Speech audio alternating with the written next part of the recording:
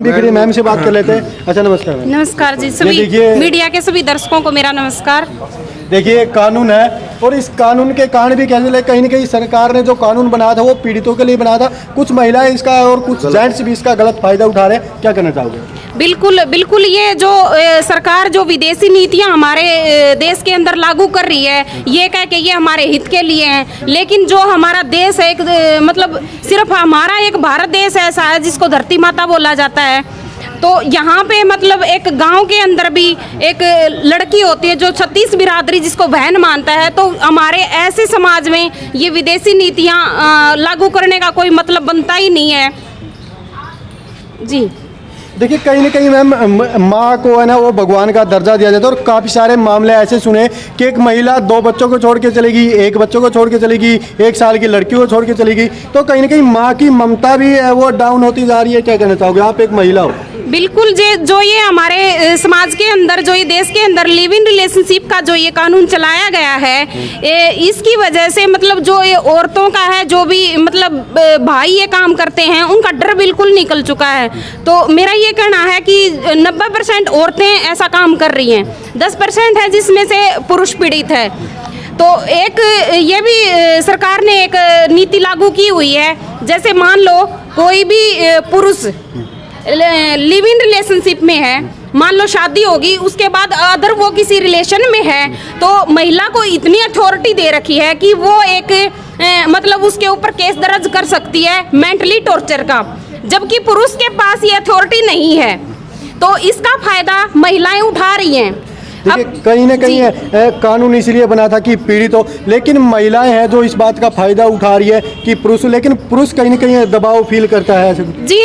जो ये महिलाओं के लिए जितने कानून जो सरकार ने लागू कर दिए ना, उसके बाद से ये इतने सारे मामले हमारे सामने आ रहे हैं, दिन प्रतिदिन घर उजड़ते जा रहे हैं। महिलाओं के लिए महिला थाने बना दिए गए हैं, उनको ये तक अथॉरिटी दी गई है कि भाई पुरुष दूसरे रिलेशन में है तो वो अपना मेंटली टॉर्चर का केस भी कर सकती हैं, लेकिन पुरुषों के लिए कोई भी ऐसी सुविधा सरकार ने नहीं दे रखी और महिला आयोग तक बने हैं। मेरी सरकार से ये अपील है कि जैसे महिला आयोग बने हैं वैसे जो ये पुरुष पीड़ित हैं बेचारे, मतलब दिन प्रतिदिन जो जिनके घर उजड़ते जा रहे हैं, जो बच्चे बिना माँ के होते जा रहे हैं, उनको देखकर इन पुरुषों के लिए भी आप कोई ऐसा कानून बनाया जाए कि जो बिना कोई एक कागज दिखा देते हैं कि हम लिव इन रिलेशनशिप में रह रहे हैं, जिसके साथ शादी किए, 7 फेरे लिए हैं, जिनके बच्चे पैदा किए हैं, उनका इतना अधिकार तक खत्म कर दिया गया कि वो जिसके साथ रिलेशन में जाती है उसकी परमिशन के बगैर वो पति बेचारा बात तक नहीं कर सकता।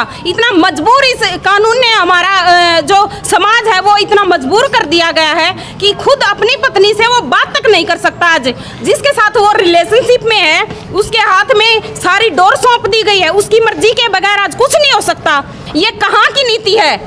कहीं देखिए प्रशासन भी इस चीज़ में कुछ कर नहीं सकता क्योंकि सरकार ने कानून पास करा। अगर पीड़ित प्रशासन के पास जाता है तो वहाँ से आश्वासन नहीं मिलता भाई वो लिव इन का सर्टिफिकेट है, और कहीं ना कहीं महिलाएं ये कहती कि पीड़ित है वो घर में समस्या थी तभी वो दूसरे आदमी के साथ रहे। आप एक भावना का लेडीज हो गया, एक भावना को समझ क्या अगर महिला दुखी होगी तो क्या दूसरे पुरुष के साथ ही जी? मेरा ये मानना है अगर मान लो किसी के बच्चे हो गए, ठीक है, अब किसी के साथ शादी होती है, 2 महीने में, 3 महीने में, 6 महीने में पता लग जाता है ना आदमी कैसा है। तो उसके बाद आप अपने घर वालों से बात कर सकते हो कि मेरी इसके साथ नहीं बनेगी, वो ताकि वो आपकी दूसरी शादी करवा देंगे।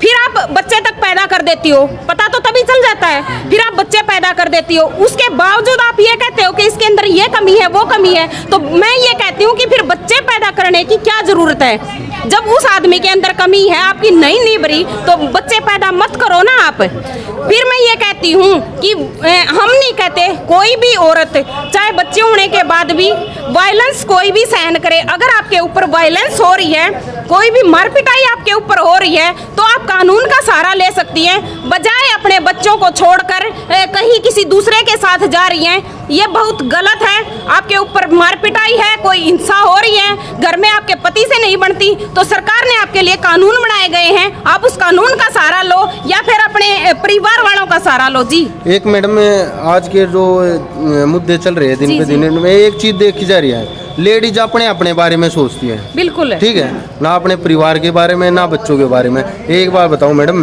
जो वहाँ दुखी है जहाँ पर, वो बच्चे भी तो वहाँ पे हैं, वे भी तो दुखी हो सकते हैं। ओनली अपने अपने बारे में सोच सकते हैं। मैं पहले भी मैं बोल चुकी हूँ, अगर आपकी जिस परिवार में शादी हुई है, अगर आप खुश नहीं हो, आपके पति से खुश नहीं हो, आपकी सास से खुश नहीं हो, तो आप बच्चे पैदा मत करो। उन बच्चों को उस कसूर की सजा मत दो जो उन्होंने किया ही नहीं है।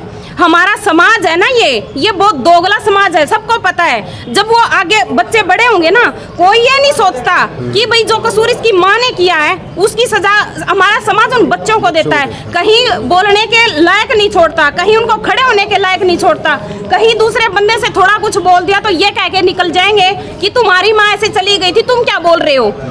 तो मेरा ये मानना है कि उन बेचारे बच्चों को आप उस कसूर की सजा मत दो। जी देखिए, कहीं ना कहीं मतलब बच्चे भी आगे जो भविष्य हो उनका टॉर्चर हो सकते हैं ऐसे कमेंटों से, क्योंकि समाज में है ना वो सिर्फ फायदा उठाते ही कमियों का, कहीं ना कहीं ये भी बात पूछते। हमारा जो भारतवर्ष है जी वो वेद शास्त्रों को मानता है।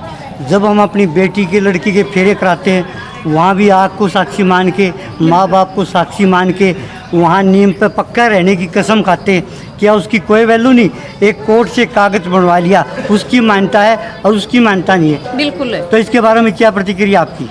तो यही मैं कह रही हूँ, जब एक कानून ने एक वो पर्चा पकड़ा दिया, बस इसकी वजह से हर कोई एक पति इतना मजबूर होके बैठ गया आज कि उसको हाथ जोड़ने पड़ते हैं अपनी पत्नी से बात करने के लिए। हाँ जी, हाँ जी। और एक वो है जिसका कोई मतलब ही नहीं है, खाम खाई, जो थर्ड पर्सन है उसके हाथ में इतनी डोर आ गई सिर्फ एक उस कागज की वजह से।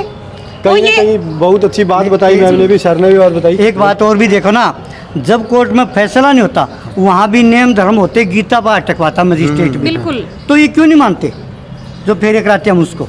कहीं ना कहीं हमारा जो धर्म है उसको भी हमारा धर्म भी हानि हो रही है, नष्ट किया जा रहा है। क्योंकि अगर सरकार कानून पास करती है तो पीड़ितों के लिए करती है, लेकिन कहीं ना कहीं जैसे बताया कि अग्नि को साक्षी मान के फेरे लिए जाते हैं, फिर उसी अग्नि को फिर कोर्ट में अगर सामने बताया जाता है कि शादी हुई थी, फिर एक लिव इन रिलेशन का सर्टिफिकेट जो सरकार के द्वारा बनाया जाता है, उसकी आड़ में ऐसे महिलाएं और पुरुष भी और महिलाएं भी काम वो गलत काम हो रही है, एक परिवार है उजड़ रहे हैं, बच्चे अनाथ की तरह ही अपना जीवन व्यतीत है ना वो कर रहे हैं। जी लास्ट में सरकार से मेरी यही अपील है कि हमारे जो देश के अंदर ऐसी विदेशी नीतियां मत लागू करो जिससे जो ये हमारा समाज है, हरियाणा की संस्कृति है, ये एक दीमक की तरह खत्म होती जा रही है।